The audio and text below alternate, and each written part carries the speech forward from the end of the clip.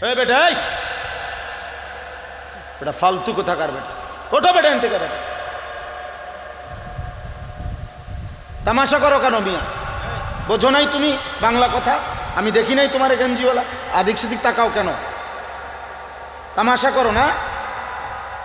তোমার ছবি উঠানো গেলে তুমি উঠাও, রাস্তায় গাড়ি আছে, অটো আছে, সিএনজি আছে, উঠাও মিয়া।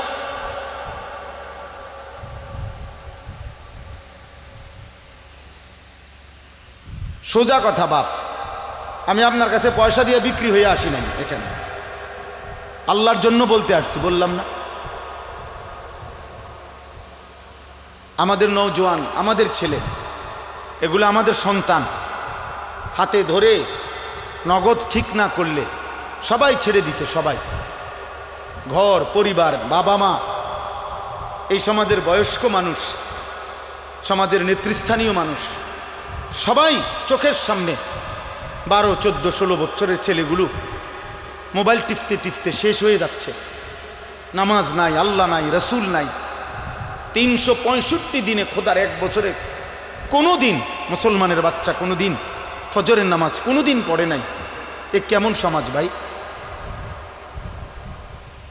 সুবহানাকা লা ইলমা লানা ইল্লা মা আল্লামতানা ইন্নাকা আনতাল আলিমুল হাকীম।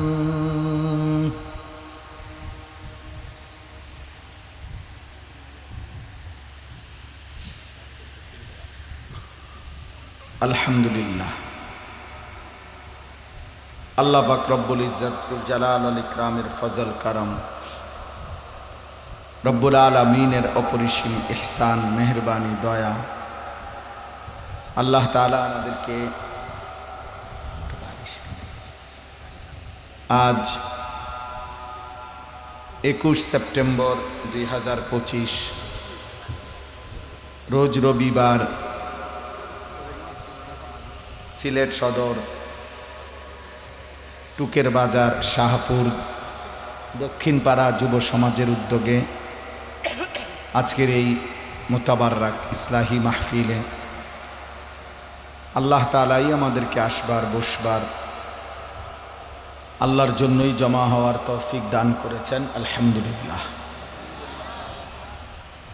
সমস্ত নওজোয়ান, কিশোর ভাই, সবার কাছে আমার একটা আদেশ, প্রত্যেকের হাতে ধরা যতগুলো মোবাইল, এগুলো বন্ধ করে ফেলতে হবে। একটা মোবাইলও একজনও, পাঞ্জাবিওয়ালা পাঞ্জাবি ছাড়া, টুপিওয়ালা টুপি ছাড়া, কেউই মোবাইল আলগি দিয়া ধরে ভিডিও বা রেকর্ড করা যাবে না। মোবাইল ধরে, হাতে ধরে আমি স্পষ্ট নিষেধ করলাম। যদি ভাইয়া পছন্দ না হয় তুমি এখান থেকে চলে যাও দয়া করে, আর নয়তো আমি উঠায় দেব, ধমক দেব। সামনে পিছনে ডানে বামে সবাই ধমক দেবো আমি, কিন্তু এরপরে লজ্জা পাইবা ভাইয়া। এই জন্য আমার এটা কোনো অসুবিধা নাই, আমি কোনো ভোটের প্রার্থী না, নির্বাচনের এটা কোনো জনসভাও না, কাজে অনেক লোক হইতে হবে এটা জরুরি না, কোনোভাবেই এটা জরুরি নয়। একজন, তার জন্য যে পরিমাণ গুরুত্ব 1 লক্ষ জনের জন্য সমান গুরুত্ব, কাজে অসুবিধা নাই কোনো। আমি কোনো প্রার্থী হিসাবে আসি নাই, কোনো মার্কাও নাই, আল্লাহর জন্য বলতে আসছি।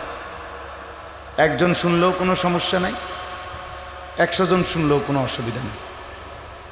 কিন্তু দোস্ত, মোবাইল আলগি দিয়ে হাতে ধরে ভিডিও বা রেকর্ড করা যাবে না, আমি নিষেধ করলাম।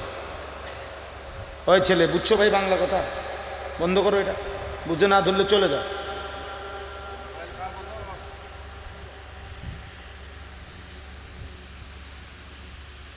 কারণ কি এতটা কঠোরতার কারণ হলো, মূলত বিষয়টা হলো আল্লাহর কথা থেকে যথাযথ উপকৃত হওয়ার জন্য 1 নম্বর শর্ত হলো আল ইস্তিমা, মনোযোগ দিয়ে শোনা। কোরআনুল কারীমের একাধিক আয়াতে এই কথাটা আল্লাহ তাআলা বলছে, ফাস্তামিউ লাহু ওয়া আনসিতু। আল্লাহ বলছে কোরআন যখন পড়া হয় মনোযোগ দিয়ে শোনো এবং চুপ থাকো। লাআল্লাকুম তুরহামুন, অবশ্যই তোমাদের উপরে এতে করে রহমত বর্ষিত হবে। রহমত বর্ষিত হবে মানে কি? তাফসীরের মধ্যে লিখছে আল্লাহ তাআলা মনোযোগ দিয়ে শোনা এবং চুপ থাকা শুনবার বরকতে আল্লাহ তাআলা আমল করার তৌফিক দান করবে। এটাই রহমত, মানে যে কথাটা শুনলাম ওই কথাটার উপরে আমলের তৌফিক দিন। কোরআনুল কারীমের মধ্যে আছে মূসা আলাইহিস সালামকে আল্লাহ তাআলা বলছে তুর পাহাড়ে, ওয়া আনা আখতারতুকা ফাসতামি' লিমা ইউহা। মূসা, কথা বলার জন্য আমি তোমাকে বাছাই করছি, আমি আনছি তোমারে, অতএব আমি যেই ওয়াহি করছি, আমি যে কথাগুলো বলছি, ফাসতামি', তুমি মনোযোগ দিয়ে শোনো। তাহলে একজন নবীকে পর্যন্ত আল্লাহ তাআলা বলছেন তুমি মনোযোগ দিয়ে শোনো। এই জন্য আল্লাহর কথা শতভাগ মনোযোগ দিয়ে শুনতে হয় পরিবর্তনের জন্য। এমনি তামসা দেখার জন্য হইলে তো ঠিক আছে, তামসা দেখছো তো অন্তত দেখছো তামসা, এই হুজুর এই ডকের, এখন চলে গেলে হয়। এই জন্য দোস্ত এটা তামাশা। একজন হুজুর আসছে দেখে চলে গেলাম, আমি আমার মতো তুমি তোমার মতো, এটা ইনসাফ না, এটা উচিত না। কারো জনপ্রিয়তা দিয়া কারো কিছু যায় আসে না, এটা কোনো আহামরি কিছুও না। আমি প্রত্যেক দিন এটা বলি। মনে করেন এখন আমারে একেবারে 10 লক্ষ মানুষ চেনে, তাহলে আপনার লাভ কি? তোমার ভাই লাভ কি? আমারে চিনলে তোমার লাভ কি? আমারে 1 কোটি মানুষ চেনে আর কি, তো কি তোমার সময় সুবিধা কি? এতে তোমার কি আসে যায়? এই জন্য এগুলো ধোঁকা, জনপ্রিয়তা ধোঁকা, তেমন কিছুই আসে যায় না। শ্রোতা কম বা বেশি এর মধ্যে সফলতা বা ব্যর্থতার কিছু নেই। বেশি হইলে সফল, কম হইলে ব্যর্থ, এমন কথা কোরআন সুন্নাতে না। সবাই চিনলে সফল, সবাই না চিনলে ব্যর্থ, এই কথা কোরআন সুন্নাতে নেই। এই কথা আল্লাহ তাআলা বুজুর্গানে দ্বীন বলছেন। আল্লাহ তাআলার 2টা নাম আছে, আয-যাহিরু আল-বাতিনু, এই 2টাও আল্লাহর নাম সিফাত। অর্থ হলো আয-যাহিরু মানে হলো যিনি প্রকাশকারী, আল-বাতিনু যিনি গোপনকারী। তো আল্লাহ তাআলা তার মাখলুকের উপরে তার সিফাত ঢালে। তো আল্লাহ তাআলা তার কোনো সৃষ্টির উপরে প্রকাশ করার সিফাতটা দেয়, এখান থেকে 1 ফোঁটা দেয়, তো আল্লাহর ওই মাখলুক ওই বান্দাকে সবাই চেনে। আর কারো উপরে আল্লাহ তাআলা বাতেন, এই গোপন, এখান থেকে 1 ফোঁটা দেয়, তো ওরে আর কেউ চিনে না, শুধু রব চিনে। অতএব এরকম হাজারো আউলিয়া আছে যাদেরকে অনেকেই চিনে, আবার এমনও লক্ষ লক্ষ বুজুর্গ পৃথিবীতে গেছে যাদেরকে কেউ চিনে না। তো কোনো অসুবিধা নাই, যা করে চিনে এটাও খুব সফলতার কিছু না, আর যাদেরকে দুনিয়ার মানুষ চিনে নাই এটাও ব্যর্থতার কিছু না।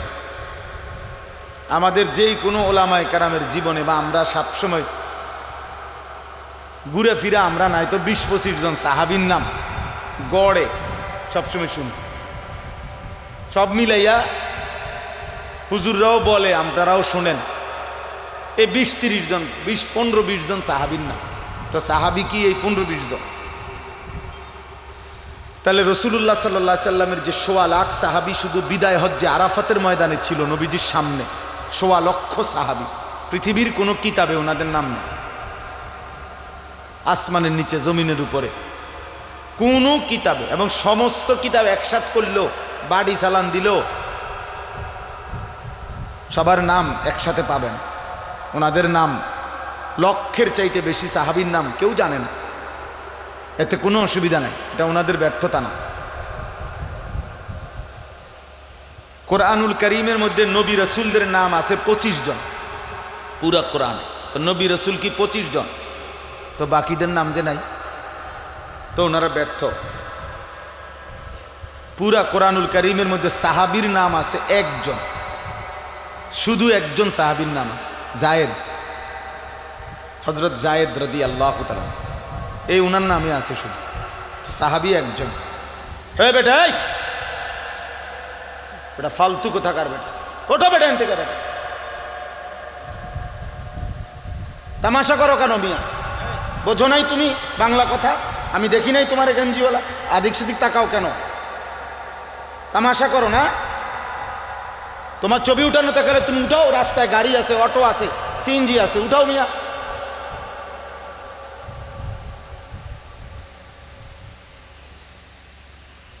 সোজা কথা বাপ, আমি আপনার কাছে পয়সা দিয়ে বিক্রি হয়ে আসি নাই, এখানে আল্লাহর জন্য বলতে আসছি, বললাম না?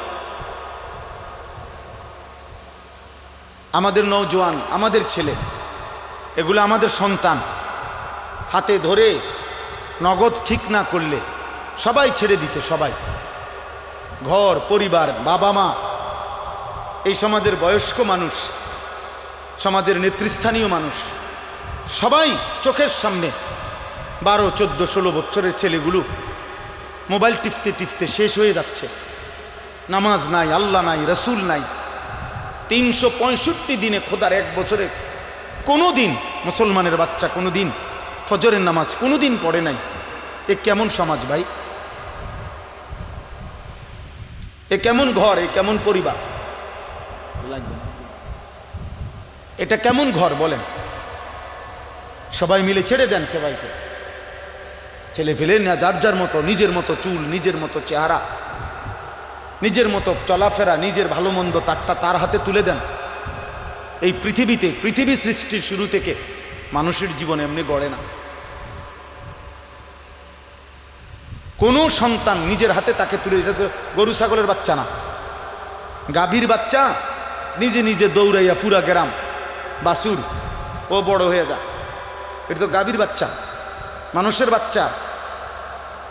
তাকে তরবিয়ত না করলে, তাকে কেউ নেগরানি না করলে, তার উপরে কেউ তত্ত্বাবধান না করলে, তারে কেউ ধরে না রাখলে, সে নিজে নিজে নিজের জীবন সুন্দর করতে কসম খোদা জীবনও পারবে না, জীবনও পারবে না। আজকে আপনারা বুঝতেছেন না আর কি, অভিভাবকরা বুঝতেছে না। 12 বছরের বাচ্চা 24 ঘন্টা মোবাইল টিপে, ও মানুষ হবে, ও ইনসান হবে মিয়া। মোবাইলের প্রত্যেকেই তো যে যা দিচ্ছে টাকার জন্য দিচ্ছে, তো যার নেশা টাকার জন্য, ভিউ বাড়ানোর জন্য, মানুষকে থেকে টাকা কামাই করার জন্য, সেই ইনসান গড়বে কিভাবে? মানুষ গড়বে কিভাবে? মানুষ গড়বে কিভাবে? এত ছোট বাচ্চার কলিজার মধ্যে যদি কোনো ভয় না আসে, তা আসবে কোন দিন বলে? যে এত আলেম ওলামা এখানে, এখানে এত দিনদার মানুষ, এরপরও মনে করেন তার হৃদয়ে কোনো ভাবনা নাই, তাহলে তার দিলের হালাত কি? ছেড়ে দেওয়া যাবে না। আমি সবসময় আমার একটা নীতি, কোনো মাহফিল আলহামদুলিল্লাহ আমি অপরিচিত মনে করি না। নতুন আসছি না, না নতুন আসবো কেন? আমি এই পৃথিবীতে নতুন আসি নাই, 44 বছর আগে আসছি। আমার বয়স এখন 44, আমি কি পৃথিবীতে নতুন আসছি? তাহলে আর কি ইমানদার, আমরা সবাই ভাই ভাই। আমার আপন ছোট ভাইকে আমি যেমনি বলতাম, তোমার জন্য আমি এভাবে বললাম, তোমাকেও আমি এভাবে ভাবলাম। আমি যদি আমার ছোট ভাইকে যেভাবে ধমক দিতাম, তো এভাবে ধমক দিলাম।